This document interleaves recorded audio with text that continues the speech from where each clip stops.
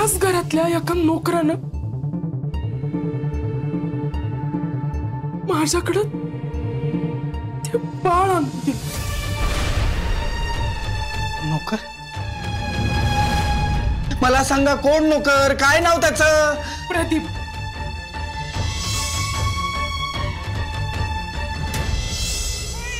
शारदा, हे घे.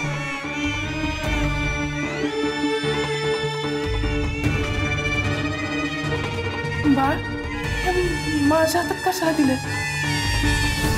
कोणाचं आहे बाळ? भीमाताईंचं. काय? भीमाताईंना मुलगी झाली. भीमाताई कशा आहेत? बरे आहेत ना? काही उपयोग नाही. बाळासाहेबांचा आदेश आहे, कुणाला कळायच्या आतच या मुलीला मारून टाक.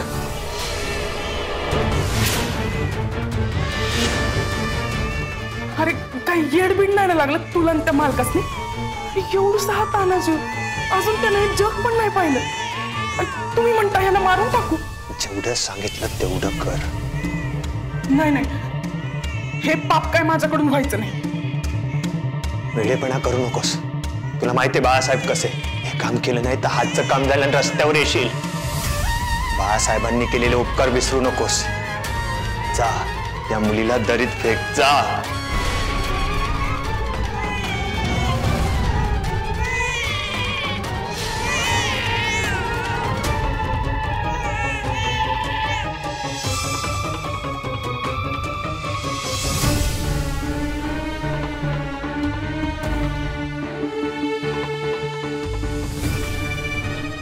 मला नाही जीव घेता आला तिचा.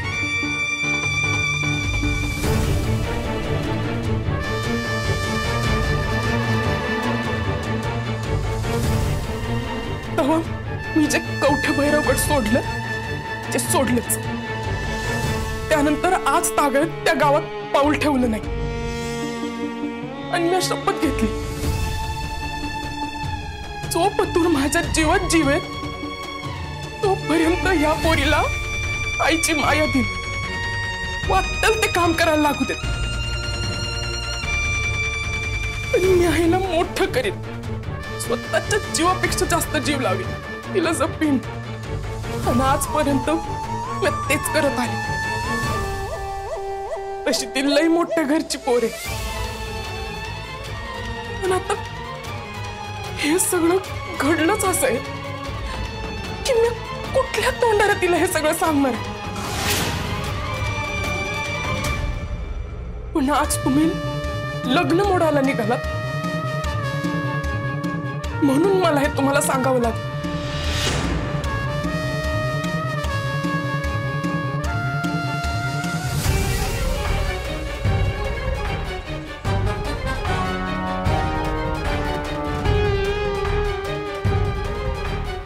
म्हणजे कवठे भैरवगडचे बाळासाहेब खोपडे तुमचे मालक आणि भीमाबाईची सख्खी मुलगी सावी. म्हणजे तुमची सावी हीच खोपडे घराण्याची खरी वारस. बरोबर ना? हो.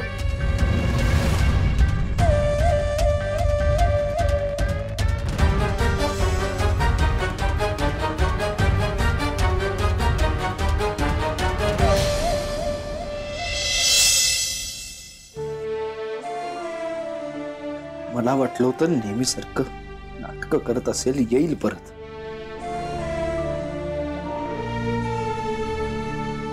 हे गेली असेल.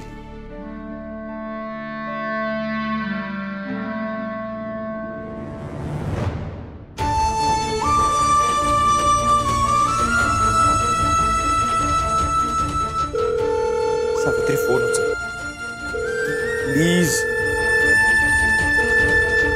प्लीज फोन उचल प्लीज.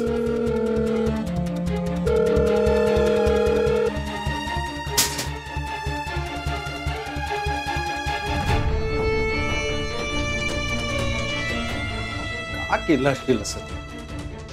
आजपर्यंत कुठल्या स्त्रीवर हात नाही उचलला. का केलंस का केलंस का केलंस का केलंस का केलंस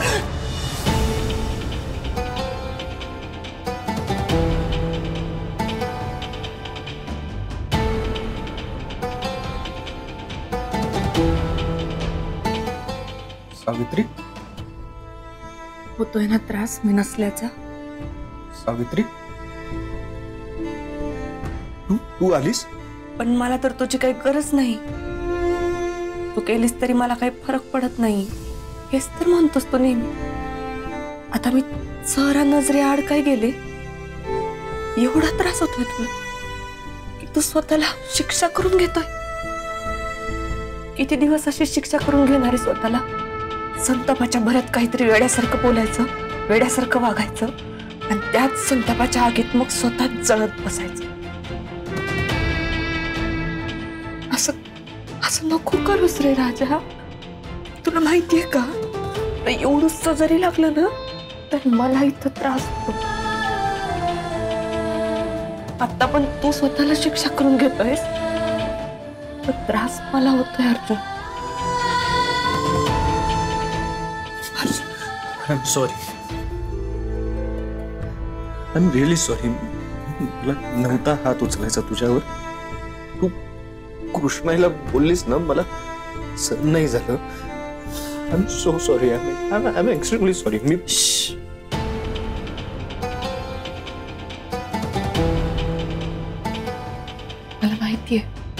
मला माहितीये तुझं कृष्णाईंवर खूप जीव आहे आणि त्यांना काहीही कोणी बोललेलं तू कधीच नाही सहन करू शकणार.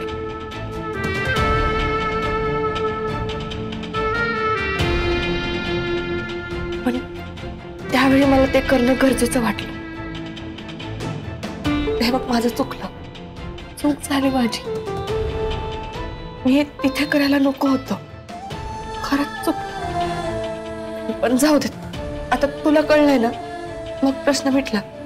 झालं गेलं, गंगेला मिळालं. चल उठ उठ उठ उठ, आवरायला घे. मी मस्त चहा टाकते. चहा घे आणि मग जा कामाला. जा जा जा. सावित्री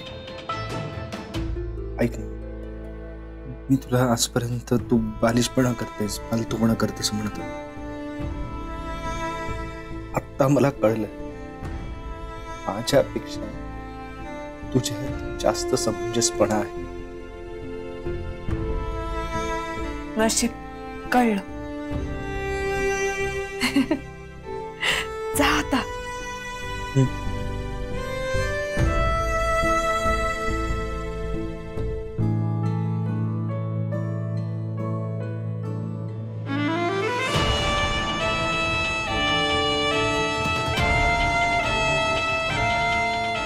सावित्री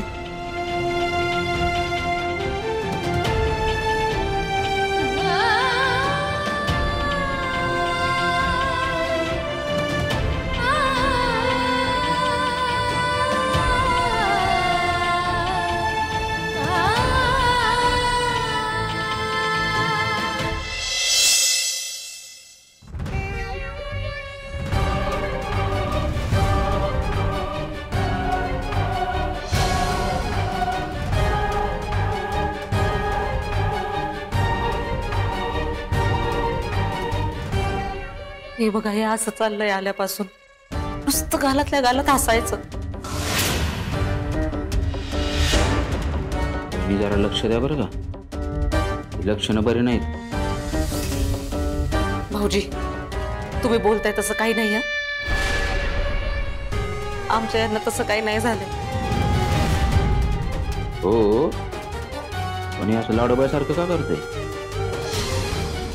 कालपासून हा असंच गालातल्या गालात असतो. चला ये.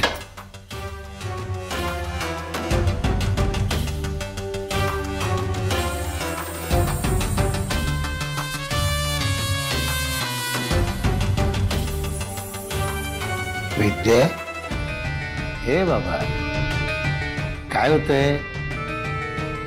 कालपासून नुसताच असा असतोय. मामा, तुला आठवतंय का बाहेर गावी जायच्या आधी किंवा त्या येड्या प्रतिबद्ध विचारत होता? तुला संगतीला जाऊन बसलं नसेल नाही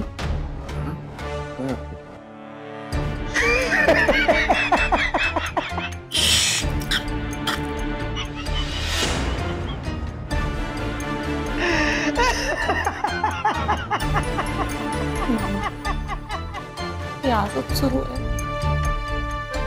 माझा डाऊट चुकीचा नाहीच. आधी तुम्ही बोललात तेव्हा खरं नाही वाटलं, पण आता तसंच काहीतरी असावं असं वाटू लागलंय. मी काय म्हणतो, चर्चा करत टाइमपास करण्यापेक्षा चांगल्या डॉक्टरला बोलवू. नाही तर उद्यापासून घरातले भांडे फेकून द्यायला सुरुवात करत ते. विद्या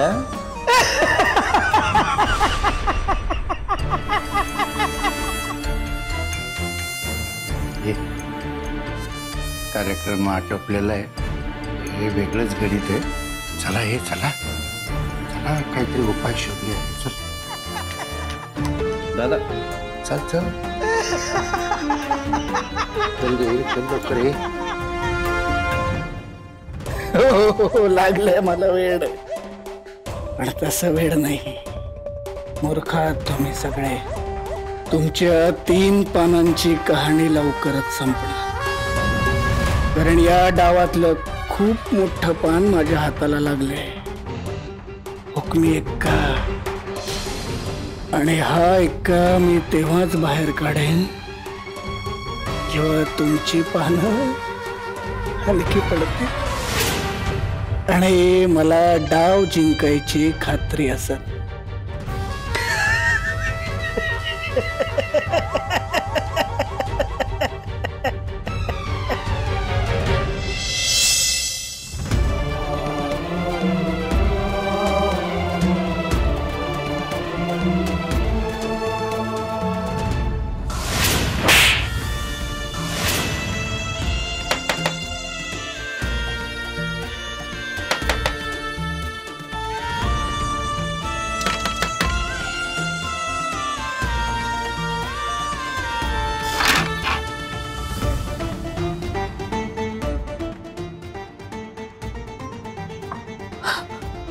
अर्जुन,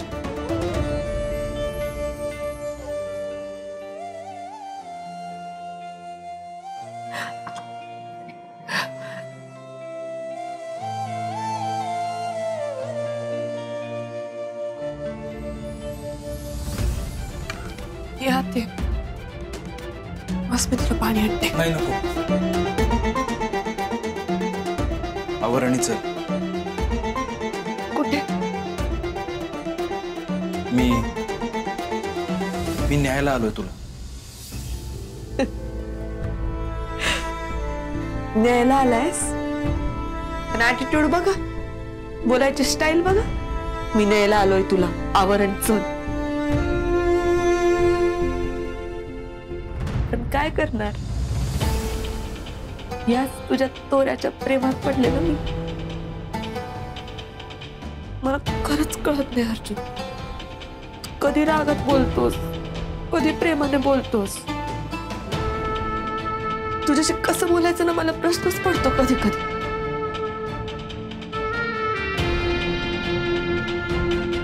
मग तुझ्या याच वागण्याची मला भीती पण वाटते. पण मग कळलं.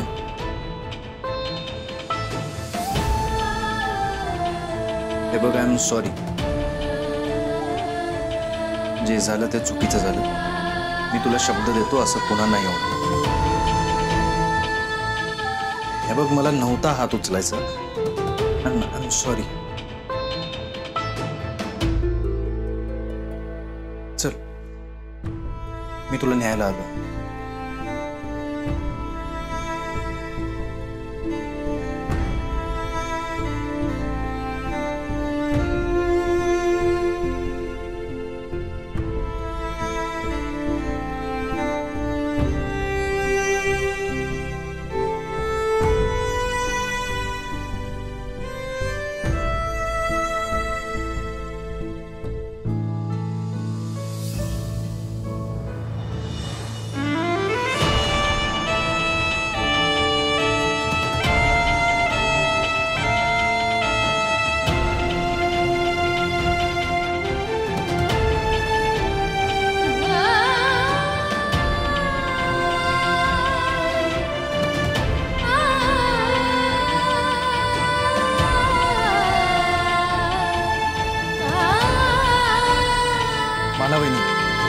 तुम्ही सावित्रीला पाहिलत का कुठे?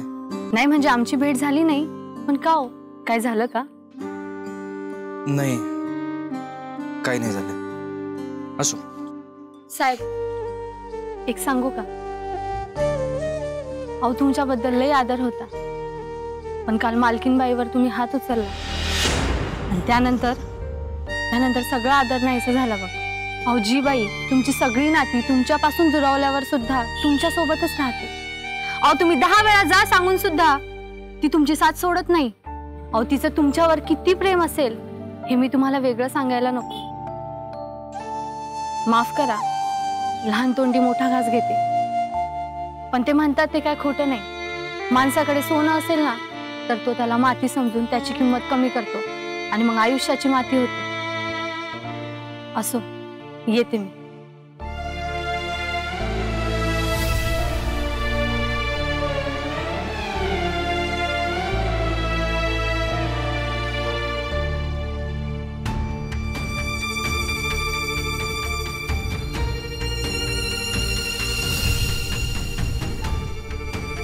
सुवर्णलता, तू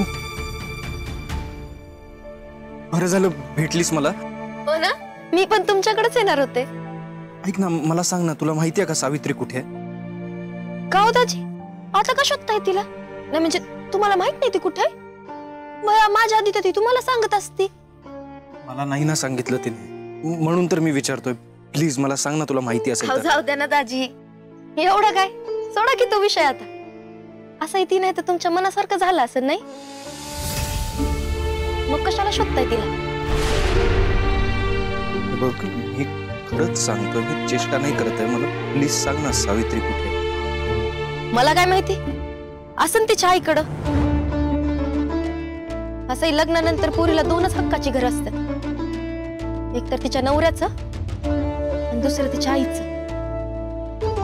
आणि असं या कुस्तीच्या स्पर्धेनंतर तुम्ही तिला जे काय मोठा पुरस्कार दिलाय त्या बाबतीत काहीच बोलाव दाजी. तुमचं कसं झालंय माहितीये का दाजी, ज्याचं करावं भलं ते म्हणतंय माझंच खरं. म्हणजे सावित्री आता तिच्या आईच्या घरी?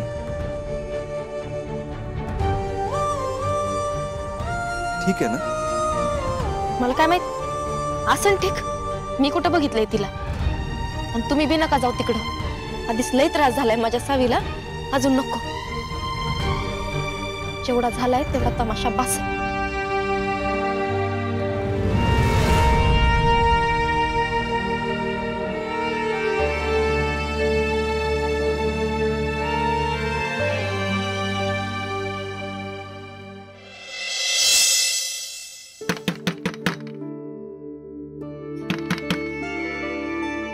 आता खरंच अर्जुन आला असेल का?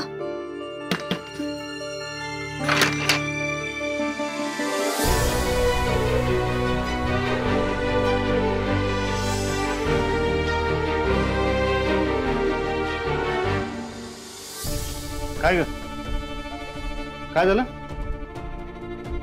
ताई कुठे आहे? बाहेर गेले? बरं झालं, काल ताई घरात असताना मला काय बोलता येईना. साऊ तुला किती फोन करायचे? दरवेळी फोन करतो, आत्ता करतो, नंतर करतो, म्हणून तू फोनच करत नाहीस. अरे ते मी कामात होते, नंतर करू म्हणत राहूनच गेलो. धन्यवाद तुला. तू फोन उचलत नाहीस म्हणून मला सारखं काहीतरी कारण काढून इथनं बाहेर जावं लागते, माहितीये तुला? इकडे बस जरा, तू बस बस, बोलायचं तुझ्यावर. अगं साऊ, ताईने तुझ्या लग्नाचं लईच मनावर घेतलं. बोलून माझा नुसता पिट्टा पाडलाय तिने. आम्हा मला एक कळत नाही, अचानक कसं काही लग्नाचं बोलायला लागले. आता तर मध्ये गप होती ना. काय सांगू तुला, अगं साऊ, त्या दिवशी मी पण घरात नव्हतो. कोण दिवटा येऊन गेला काय माहित नाही, किंवा आला तर मुलगी शोधायला आला होता म्हणे. काय तर म्हणे तू पसंत पडलीस, लग्नाची बोलणी करायला चालले म्हणाले. मी काय लक्ष दिलं नाही, तेच माझ्या अंगलट आले. हे बघ, ऐक माझं, ताईला विश्वासात घेऊन सगळं समजावून व्यवस्थित सांगायला पाहिजे. खरं खरं सांगून मोकळं व्हायला पाहिजे, नाहीतर तू पुन्हा आलीस की नाही ती परत लग्नाचं गणित सुरू करणार.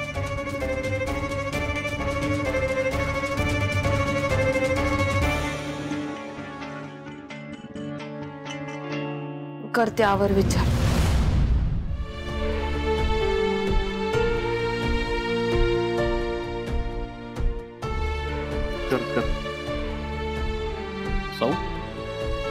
सारख्या दिसायला आलीस तू? काय झालं? कसलं टेन्शन आहे? मामा ऐक ना प्लीज, मला जरा वेळ शांत राहू दे ना. मला आता नाही बोलायचं कोणाशी. साऊ प्लीज.